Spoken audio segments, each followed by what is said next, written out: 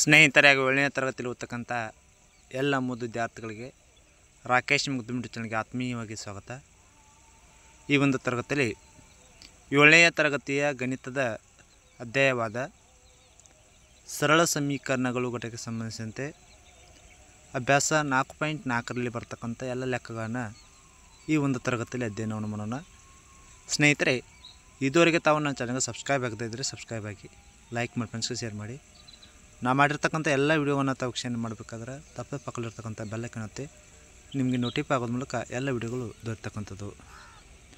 ಈಗ ಸರಳ ಸಮೀಕರಣಗಳು ಘಟಕಕ್ಕೆ ಸಂಬಂಧಿಸಿದಂತೆ ಅಭ್ಯಾಸ 4.4ರ ಲೆಕ್ಕಗಳನ್ನು ಒಂದೊಂದಾಗಿ ಬಿಡಿಸೋಣ.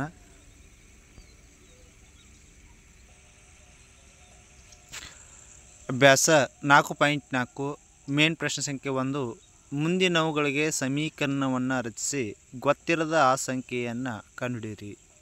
ಅದರಲ್ಲಿ ಮೊದಲನೇ ಪ್ರಶ್ನೆ, ಒಂದು ಸಂಖ್ಯೆಯ 8ರಷ್ಟಕ್ಕೆ 4ನ್ನು ಕೂಡಿದಾಗ ನಿಮಗೆ 60 ದೊರೆಯುತ್ತದೆ.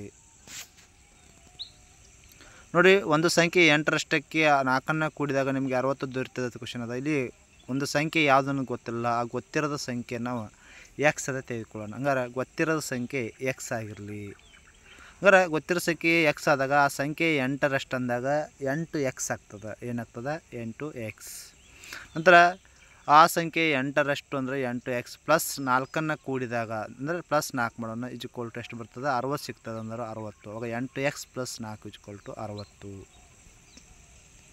ಆಗ್ತದೆ. ಹಂಗಾರೆ ಆ ಗೊತ್ತಿರೋದ ಸಂಖ್ಯೆಯನ್ನು ನಾವು ಕಂಡುಹಿಡಬೇಕು. ಗೊತ್ತಿರೋದ ಸಂಖ್ಯೆನ ಯಾವ ರೀತಿ ಕಂಡುಹಿಡಿಯೋಣ ಅಂದಾಗ, ಈಗ ನೋಡಿರಿ, 4 ಇದ್ದದ್ದು ಈ ಕಡೆ ಬಂದಾಗ -4 ಆಗ್ತದೆ. ಇವಾಗ 8x ಇಜ್ಕೊಲ್ಟು 60ರಲ್ಲಿ 4 ಆದಾಗ 56 ಬರ್ತದೆ.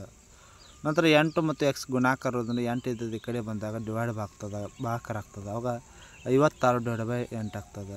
ನಂತರ 8 1 8 7 56 x ಇಜ್ಕೊಲ್ಟು 7 ಬರ್ತದೆ. ಆದ್ದರಿಂದ ಗೊತ್ತಿರೋದ ಸಂಖ್ಯೆ ಏನಾಗ್ತದೆ ಅಂದ್ರೆ 7 ಆಗ್ತದೆ. ಇನ್ನು ಬಿ ಕ್ವಶನು, ಒಂದು ಸಂಖ್ಯೆಯ 5ನೇ ಒಂದರಷ್ಟರಿಂದ 4ನ್ನು ಕಳೆದಾಗ 3 ದೊರೆಯುವುದು. ಒಂದು ಸಂಖ್ಯೆಯ 5ನೇ ಒಂದರಷ್ಟಕ್ಕಿಂತ 4ನ್ನು ಕಳೆದಾಗ 3 ದೊರೆಯುವುದು. ಹಂಗಾರೆ ಇಲ್ಲಿ ಗೊತ್ತಿರದೇ ಇರ್ತಕ್ಕಂಥ ಸಂಖ್ಯೆ ಎಕ್ಸ್ ಆಗಿರಲಿ.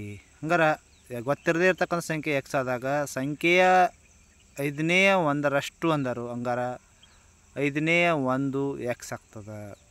ಹಂಗಾರೆ 5ನೇ ಒಂದು ಎಕ್ಸ್ದಲ್ಲಿ ಏನು ಕಳಿಬೇಕು? 4ನ್ನು ಕಳೆದಾಗ ಅಂದರು. ಹಂಗಾರೆ -4 ಆಗ್ತದೆ. ಇಜ್ಕೊಲ್ಟು ಎಷ್ಟು ದೊರೀತದೆ? 3 ಬರ್ತದೆ. ಆವಾಗ 5ನೇ ಒಂದು ಎಕ್ಸ್ -4 ಇಜ್ಕೊಲ್ಟು 3 ಆಗ್ತದೆ. ನಂತರ 5ನೇ ಒಂದು ಎಕ್ಸ್ -4ನ್ನು ಬಲಭಾಗಕ್ಕೆ ತಂದಾಗ, RHS ಸೈಡ್ ತಂದಾಗ +4 ಆಗ್ತದೆ. -4 ಇದು +4 ಆಗ್ತದೆ. ಅವಾಗ 3ರಲ್ಲಿ 4 ಕೂಡಿಸಿದಾಗ 7 ಆಗ್ತದೆ. ನಂತರ 5ನೇ ಒಂದು ಎಕ್ಸ್ದಲ್ಲಿ 5 ಅನ್ನೋದು ಭಾಗಾಕಾರದಿಂದ 5 ಈ ಕಡೆ ಬಂದಾಗ ಗುಣಾಕಾರ ಆಗ್ತದೆ. 7 × 5 7 5 35. ಆದ್ದರಿಂದ ಗೊತ್ತಿರದ ಸಂಖ್ಯೆ 35 ಆಗ್ತದೆ. ಗೊತ್ತಿರೋ ಸಂಖ್ಯೆ 35.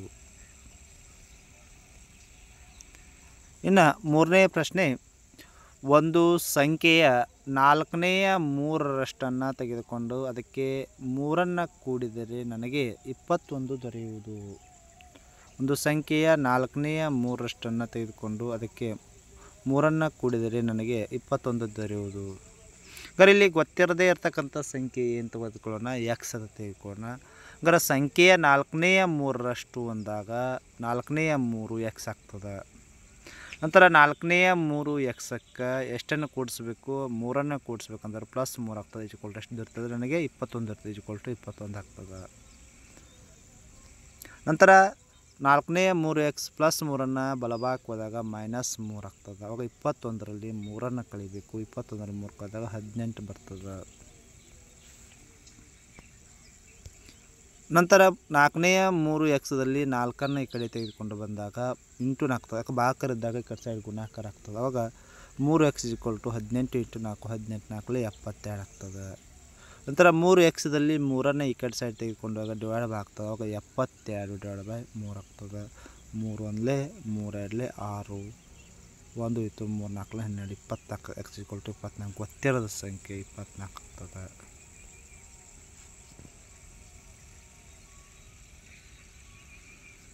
ಇನ್ನು ಡಿ ಪ್ರಶ್ನೆ, ಒಂದು ಸಂಖ್ಯೆಯು 2ರಷ್ಟಕ್ಕಿಂತ 11ನ್ನು ಕಳೆದಾಗ ನನಗೆ 15 ದೊರೆಯಿತು. ಒಂದು ಸಂಖ್ಯೆಯು 2ರಷ್ಟಕ್ಕಿಂತ 11ನ್ನು ಕಳೆದಾಗ ನನಗೆ 11 15 ದೊರೆಯಿತು. ಅಂದರೆ ಇಲ್ಲಿ ಗೊತ್ತಿರದೇ ಇರತಕ್ಕಂಥ ಸಂಖ್ಯೆ ಎಕ್ಸ್ ಆಗಿರಲಿ. ಸಂಖ್ಯೆ 2ರಷ್ಟು ಅಂದಾಗ 2x ಆಗ್ತದೆ. ಸಂಖ್ಯೆ 2ರಷ್ಟರಿಂದ 11ನ್ನು ಕಳೆದಾಗ ಅಂದಾಗ 2x - 11 ಆಗ್ತದೆ ನನಗೆ 15 ದೊರೆತದೆ 15 ಆಗ್ತದೆ. ನಂತರ 2x -11 ಈ ಕಡೆ ತೆಗೆದುಕೊಂಡಾಗ +11 15ರಲ್ಲಿ 11 ಕೂಡಿಸ್ಬೇಕು. ಆಗ 26 ಆಗ್ತದೆ. 2x ಎಷ್ಟಾಗ್ತದೆ 26 ಆಗ್ತದೆ. ನಂತರ 2 ಈ ಕಡೆ ಬಂದಾಗ ಡಿವೈಡ್ ಆಗ್ತದೆ. 26 / 2 26 / 2 ಅಂದರೆ 2 1 2 13 ಆಗ್ತದೆ. x 13. ಆದ್ದರಿಂದ ಗೊತ್ತಿರದ ಸಂಖ್ಯೆ ಎಷ್ಟು 13.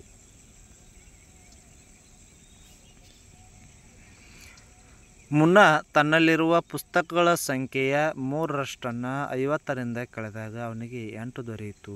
ಮುನ್ನ ತನ್ನಲ್ಲಿರುವ ಪುಸ್ತಕಗಳ ಸಂಖ್ಯೆಯ 3ರಷ್ಟನ್ನು 50ರಿಂದ ಕಳೆದಾಗ ಅವನಿಗೆ 80 ದೊರೆಯಿತು.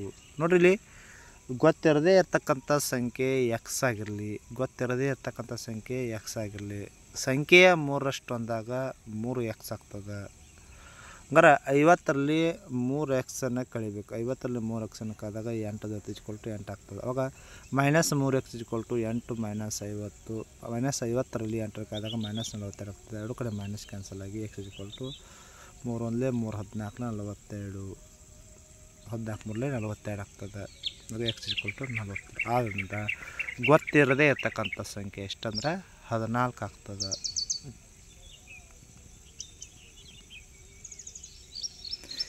ಇಬೆನ್ ಹಾಲಳು ಒಂದು ಸಂಖ್ಯೆಯನ್ನು ಯೋಚಿಸುತ್ತಾಳೆ.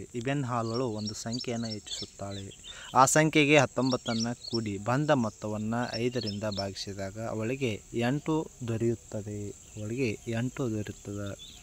ಅಂದರೆ ಗೊತ್ತಿರದೇ ಇರ್ತಕ್ಕಂಥ ಸಂಖ್ಯೆ ಎಕ್ಸ್ ಆಗಿರಲಿ. ಏನಾಗಿರಲಿ ಎಕ್ಸ್ ಆಗಿರಲಿ. ಹಂಗಾರೆ ಎಕ್ಸ್ಗೆ ನಾವು 19ನ್ನು ಕೂಡಿಸೋಣ. ಎಕ್ಸ್ಗೆ 19ನ್ನು ಕೂಡಿಸಿ ಬಂದ ಮೊತ್ತವನ್ನು 5ರಿಂದ ಭಾಗಿಸೋಣ. ಆವಾಗ x + 19 / 5 8 ಆಗ್ತದೆ. ಆವಾಗ x + 19 / 5 ಭಾಗಕರಿದ್ದಾಗ ಇದನ್ನು ಈ ಕಡೆ ಸೈಡ್ ತೊಗೊಂಬಂದಾಗ ಗುಣಾಕಾರ ಆಗ್ತದೆ. ಆವಾಗ x + 19 = 8 × 5 8 ಇಲ್ಲಿ 40 ಆಗ್ತದೆ. ನಂತರ x + 19 = 40 ಅದ. 19ನ್ನು ಈ ಕಡೆ ತೆಗೆದುಕೊಂಡಾಗ ಮೈನಸ್ ಆಗ್ತದೆ. ಆವಾಗ x = 40 - 19 40ರಲ್ಲಿ 19 ಕಳೆದಾಗ 21 ಆಗ್ತದೆ. ಗೊತ್ತಿರದ ಸಂಖ್ಯೆ ಇಲ್ಲಿ 21 ಆಗ್ತದೆ.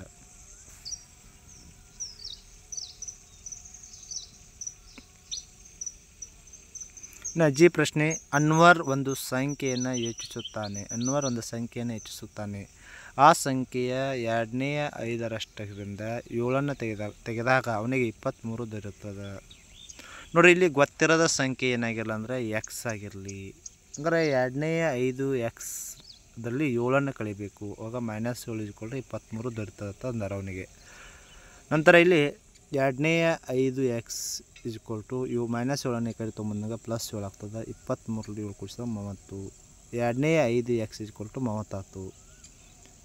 ನಂತರ ಈ 2ನೇ 5xದಲ್ಲಿ 2ನ್ನು ಈ ಕಡೆ ತೊಗೊಂಬಂದಾಗ ಭಾಗಕರದ್ದು ಗುಣಾಕಾರ ಆಗ್ತದೆ. 30 × 2 32 60. 5x = 60 ಆಗ್ತದೆ.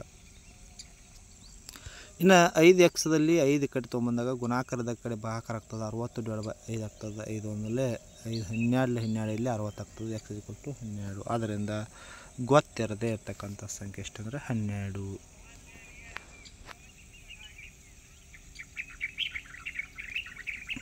ಇನ್ನು 2ನೇ ಪ್ರಶ್ನೆ, ಮುಂದಿನವುಗಳನ್ನು ಬಿಡಿಸಿ. ತರಗತಿಯಲ್ಲಿ ಶಿಕ್ಷಕರು ವಿದ್ಯಾರ್ಥಿಯೊಬ್ಬ ಪಡೆದಿರುವ ಅತಿ ಹೆಚ್ಚು ಅಂಕಗಳು ಇನ್ನೊಬ್ಬ ವಿದ್ಯಾರ್ಥಿ ಪಡೆದಿರುವ ಅಂಕಗಳ 2ರಷ್ಟಕ್ಕಿಂತ 7 ಹೆಚ್ಚಿದೆ. ಪಡೆದ ಅತಿ ಹೆಚ್ಚು ಅಂಕ 87 ಆದರೆ ಕಡಿಮೆ ಅಂಕಗಳು ಎಷ್ಟು ಅಂತ ಕೇಳಿದ್ದಾರೆ. ನೋಡಿ, ಒಂದು ತರಗತಿ ಶಿಕ್ಷಕರು ವಿದ್ಯಾರ್ಥಿಯೊಬ್ಬ ಪಡೆದಿರುವ ಅತಿ ಹೆಚ್ಚು ಅಂಕಗಳು ಇನ್ನೊಬ್ಬ ವಿದ್ಯಾರ್ಥಿ ಪಡೆದಿರುವ ಅಂಕಗಳ 2ರಷ್ಟಕ್ಕಿಂತ 7 ಹೆಚ್ಚದ ಅಂದ್ರೆ ಅತಿ ಕಡಿಮೆ ಅಂಕ ಎಷ್ಟು ಅಂದರೆ ಎಕ್ಸ್ ಆಗಿರಲಿ. ಅತಿ ಕಡಿಮೆ ಅಂಕಗಳನ್ನು ತೋರ್ನ ಎಕ್ಸ್ ಆಗಿರಲಿ ಅಂತ ತೋರ್ನ. ಆವಾಗ 2x + 7 = 87 ಆಗ್ತದೆ. ನಂತರ 2x + 7 = 87 ಆದಾಗ 2x = 7 ಈ ಕಡೆ ಬಂದಾಗ 87ರಲ್ಲಿ 7 ಕಳಿಬೇಕು. 87ರಲ್ಲಿ 7 ಕಳೆದಾಗ 80 ಆಗ್ತದೆ. 2x = 80. ಹಂಗೆ x ಏನಾಗ್ತದೆ x = 80 / 2 ಆಗ್ತದೆ. 2 1 2 40 80. ಆಗ ಎಕ್ಸ್ ಈಕ್ವಲ್ ಟು 40. ಅತಿ ಕಡಿಮೆ ಅಂಕ ಎಷ್ಟಾಗ್ತದೆ 40 ಆಗ್ತದೆ. ಇನ್ನು ಬಿ ಪ್ರಶ್ನೆ, ಸಮದ್ವಿಬಾಹು ತ್ರಿಭುಜದಲ್ಲಿ ಪಾದಕೋನಗಳು ಸಮವಾಗಿವೆ. ಸಮದ್ವಿಬಾಹು ತ್ರಿಭುಜದಲ್ಲಿ ಪಾದಕೋನಗಳು ಸಮವಾಗಿವೆ. ಶೃಂಗ ಕೋನವು 40 ಡಿಗ್ರಿ ಆದರೆ ಪಾದಕೋನಗಳ ಅಳತೆ ಎಷ್ಟು? ತ್ರಿಭುಜದ ಒಳಕೋನಗಳ ಮೊತ್ತ 180 ಡಿಗ್ರಿಗೆ ಸಮ ಎಂದು ನೆನಪಿಸಿಕೊಳ್ಳಿ. ನೋಡಿ, ಭಾಳ ಸುಲಭವಾಗಿರ್ತಕ್ಕಂಥ ಪ್ರಶ್ನೆ. ಸಮದ್ವಿಬಾಹು ತ್ರಿಭುಜ ಅಂದರೆ ಸಮದ್ವಿಬಾಹು ತ್ರಿಭುಜದಲ್ಲಿ ಪಾದಕೋನಗಳು ಎಕ್ಸ್ ತೋರೋಣ. ಅವಾಗ ಸಮದ್ವಿಬಾಹು ತ್ರಿಭುಜ ಅಂದಾಗ ಈ ರೀತಿ ಇರ್ತದೆ. ಯಾವ ರೀತಿ ಇರ್ತದೆ ಅಂದ್ರೆ ನೆನ್ಪಿಟ್ಕೋರಿ, ಈ ರೀತಿ ಸಮದ್ವಿಬಾಹು ತ್ರಿಭುಜದಾಗ 2 ಬಾಹುಗಳು ಸಮ ಇರ್ತವೆ. ಹಂಗಾರೆ ಈ ಬಾಹುವಿಗೆ ಎದುರಿರೋ ಕೋನಗಳು ಇವು ಸಹ ಸಮ ಇರ್ತವೆ, ಎಕ್ಸ್ ಎಕ್ಸ್ ಆಗಿರ್ತದೆ. ಹಂಗಾರೆ ಅದು ಒಂದು ತ್ರಿಭುಜದ 3 ಕೋನ ಮತ್ತು 180 ಇರೋದ್ರಿಂದ x plus 40 degree equal to 180 degree ಆಗ್ತದೆ. ಒಂದು ಕೋನ 40 ಡಿಗ್ರಿ ಅಂತ ಕೊಟ್ಟಿದ್ದಾರೆ. ಆಗ 2x plus 40 degree equal to 180 degree ಆಗ್ತದೆ.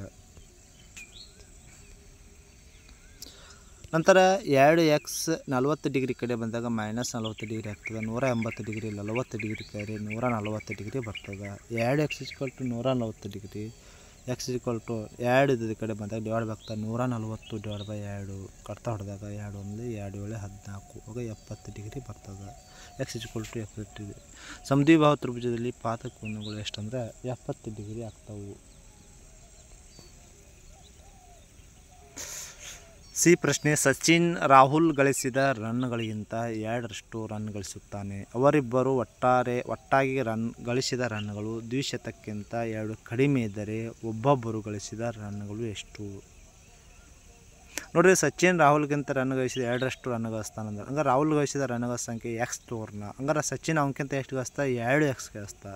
ಹಂಗಾರೆ ರಾಹುಲ್ ಗಳಿಸಿದ ರನ್ಗಳ ಸಂಖ್ಯೆ ಎಕ್ಸ್ ಆದಾಗ ಸಚಿನ್ ಗಳಿಸಿದ ರನ್ಗಳ ಸಂಖ್ಯೆ 2x ಆಗ್ತದೆ.